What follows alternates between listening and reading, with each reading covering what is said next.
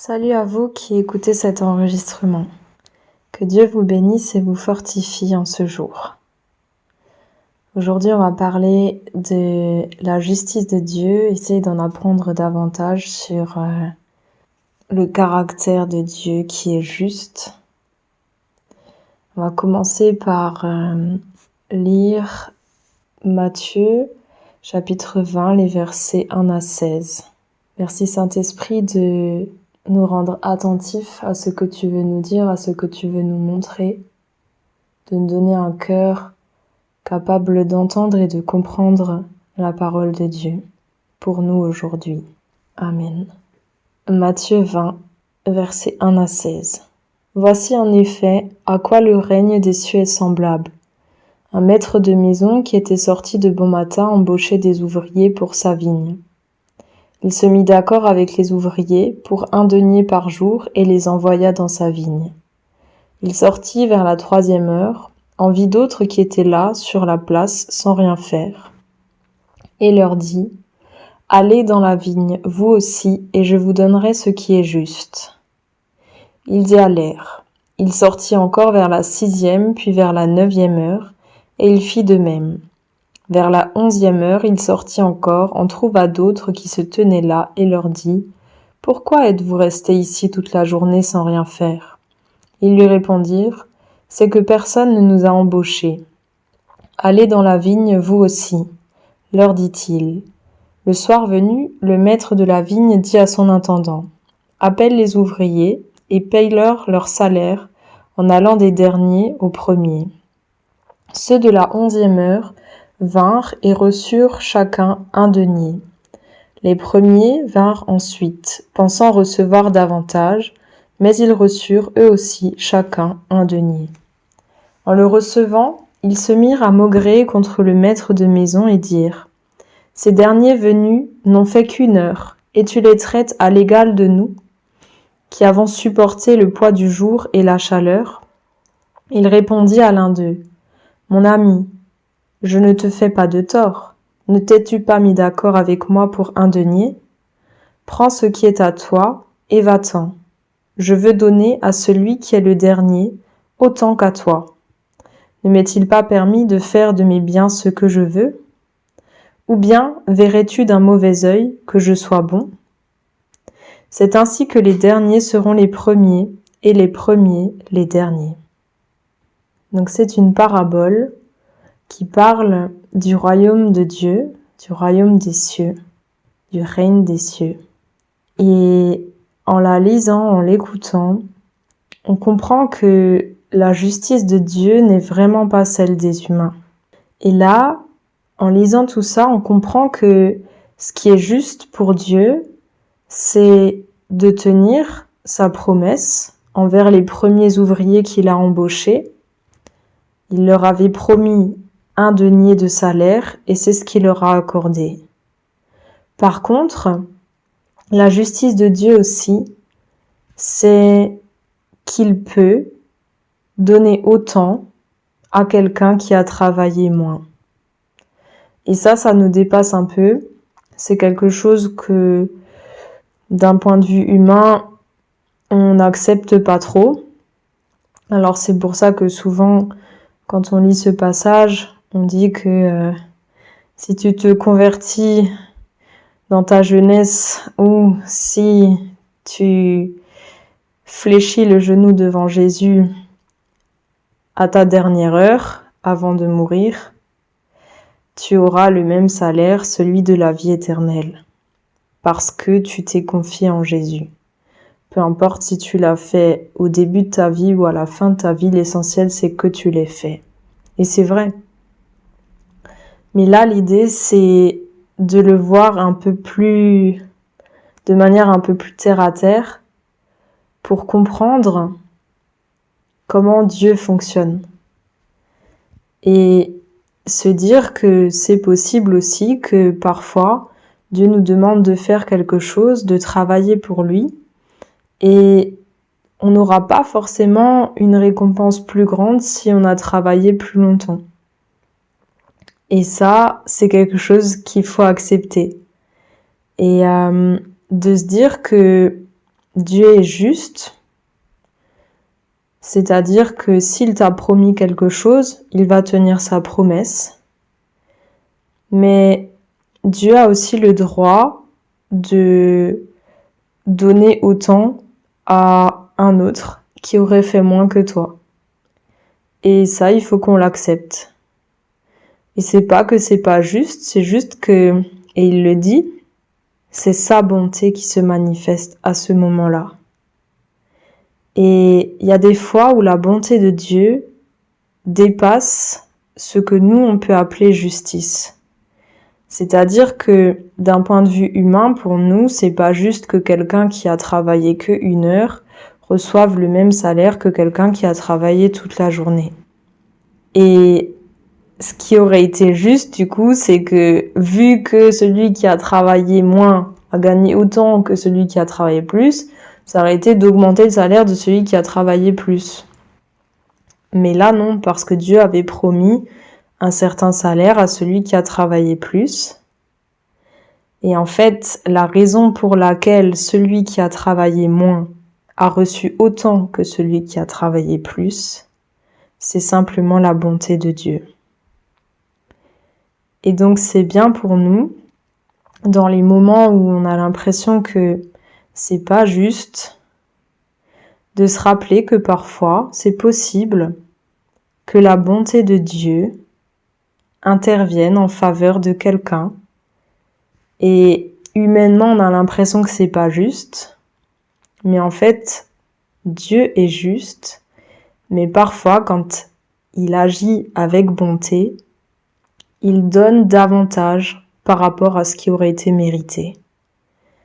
Et donc dans les situations comme ça, pour nous, ça doit nous encourager à ne pas réagir comme les ouvriers qui ont travaillé toute la journée, qui ont maugré contre le maître, en gros, qui ont râlé, qui se sont plaints, qui ont protesté, de ne pas réagir ainsi, mais vraiment d'être reconnaissant parce que Dieu a été fidèle, il a donné ce qu'il avait promis, et aussi de voir ou de se réjouir parce que Dieu a été bon envers ceux qui n'auraient pas mérité autant. Et en réalité, qui d'entre nous mérite quoi que ce soit? Personne. Tout est grâce, tout ce que nous avons, tout ce que nous possédons, que ce soit le souffle de la vie, le fait d'être en vie, que ce soit la santé, que ce soit les maisons, que ce soit la nourriture, que ce soit ce qu'on possède, nos biens, ce qui nous sert tous les jours, notre travail, tout ça nous vient de Dieu. Et c'est vrai que parfois on peut le perdre, mais on manquera jamais de rien parce qu'il l'a promis. Et n'oublions pas que le plus important pour Dieu, c'est nos cœurs. Et c'est un peu comme la parabole du fils prodigue. Celui qui s'est éloigné, qui a dilapidé toute sa fortune, mais lorsqu'il est revenu, il était tellement transformé, il avait un cœur brisé, il s'est humilié et son père l'a accueilli comme un roi, mais parce qu'il était juste heureux qu'il soit revenu et qu'il se soit rendu compte de ses actes mauvais. Et son frère qui n'a rien fait de mal, qui n'a pas dilapidé la fortune de son père, son héritage, qui est resté fidèle, qui a continué à le servir, a mal réagi envers son frère, a été jaloux, parce que pour lui, il n'y a jamais eu de fête, mais quand son frère, qui a tout perdu, est revenu, il y a eu une grande fête. Et c'est ce cœur-là, en fait, qui n'est pas bon, ce cœur jaloux, ce cœur orgueilleux. Dieu veut qu'on le serve et qu'on le serve de tout notre cœur. Et s'il y en a qui le servent moins ou qui le servent tardivement ou qui se repentent tardivement, eh bien, ça doit pas enlever notre joie. Ça doit pas nous empêcher de dire « Waouh, mais Dieu est bon ». Dieu est bon envers lui et je suis heureux pour lui. On va prendre un autre passage dans Luc, chapitre 13, les versets 10 à 17. Jésus enseignait dans une des synagogues un jour de sabbat. Or il y avait là une femme rendue infirme par un esprit depuis 18 ans. Elle était courbée et ne pouvait absolument pas se redresser. Quand il la vit, Jésus l'appela et lui dit « Femme, tu es délivrée de ton infirmité. » Et il lui imposa les mains. À l'instant même, elle se redressa et se mit à glorifier Dieu. Mais le chef de la synagogue, indigné parce que Jésus avait réalisé cette guérison pendant le sabbat, disait à la foule « Il y a 6 jours pendant lesquels il faut travailler. Venez donc vous faire guérir ces jours-là, et non pas le jour du sabbat. » Le Seigneur lui répondit « Hypocrite, chacun de vous, pendant le sabbat, ne détache-t-il pas son bœuf ou son âne de la mangeoire pour le mener boire ? Et cette femme, qui est une fille d'Abraham, et que le Satan tenait liée depuis 18 ans, il n'aurait pas fallu la détacher de ce lien le jour du sabbat ? » Tandis qu'il disait cela, tous ses adversaires étaient pris de honte et toute la foule se réjouissait de toutes les choses glorieuses qu'il faisait. Là encore, on voit l'opposition entre le cœur de l'homme livré à lui-même, l'homme charnel, qui veut restreindre l'œuvre de Jésus aux 6 jours pendant lesquels on peut travailler et interdire à Jésus d'œuvrer le jour du sabbat. Et ce que Jésus dit, c'est que c'est plus important de prendre soin de celui qui souffre depuis tant d'années, même un jour où il faudrait se reposer, que de se reposer en ayant un cœur fermé à la souffrance de son prochain. Un cœur indifférent, un cœur sans compassion. Donc là, on voit la tradition des Juifs de l'époque qui devaient se reposer le 7e jour, travailler 6 jours et se reposer le jour du sabbat. Et ça avait tellement d'importance pour eux, cette tradition, que ça les a empêchés de se réjouir avec Jésus, avec cette femme qui était enfin libre de son infirmité, elle qui avait souffert pendant 18 ans parce qu'elle avait été rendue infirme par un esprit. Et Jésus, lorsqu'il l'a vue, est intervenu en sa faveur, l'a délivrée de son infirmité à l'instant même en lui imposant les mains. La femme s'est redressée et s'est mise à glorifier Dieu. C'est cela à quoi nous sommes appelés. Manifester l'amour de Dieu envers chacun, chacune, quelle que soit la condition, quelle que soit la situation, quel que soit le timing. C'est impossible que ce ne soit plus le moment de. C'est impossible que ce ne soit pas le bon moment pour délivrer, pour guérir. Pour Jésus, c'était toujours le bon moment. Même quand il était dans l'objectif de se mettre à l'écart pour passer un temps avec son Père, quand la foule est venue vers lui et qu'il les a vus, que c'était comme des brebis sans berger, il a eu compassion de la foule et il s'est mis à les enseigner. Donc, pour Jésus, pour le royaume de Dieu, ce qui est juste, c'est la compassion, c'est d'intervenir en faveur du pauvre, de celui qui souffre, sans plus tarder. Et il ne doit y avoir aucune loi, aucune tradition qui empêche cela. Et c'est pour ça que Jésus les traite d'hypocrites. Il leur montre quelque part qu'ils ont oublié l'essentiel.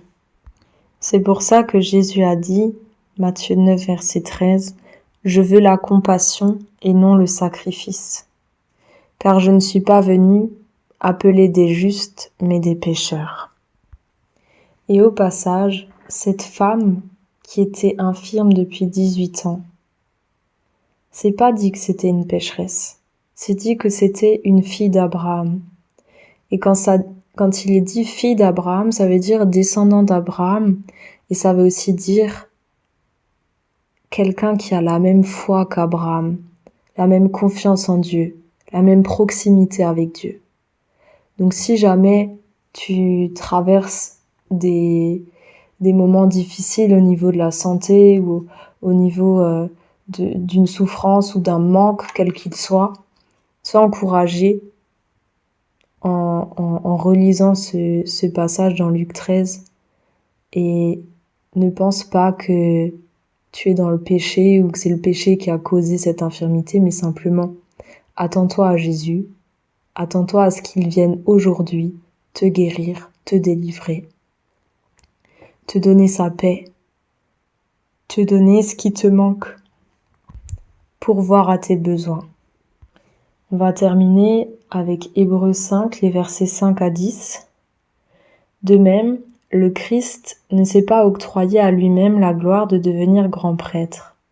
Il l'a reçue de celui qui lui a dit « Tu es mon fils, c'est moi qui t'ai engendré aujourd'hui ». Tout comme il dit encore ailleurs « Tu es prêtre pour toujours, selon l'ordre de Melchisédek ». Au jour de sa chair, il a offert, à grands cris et dans les larmes, des prières et des supplications à celui qui pouvait le sauver de la mort, et il a été exaucé en raison de sa piété. Tout fils qu'il était, il a appris l'obéissance par ce qu'il a souffert.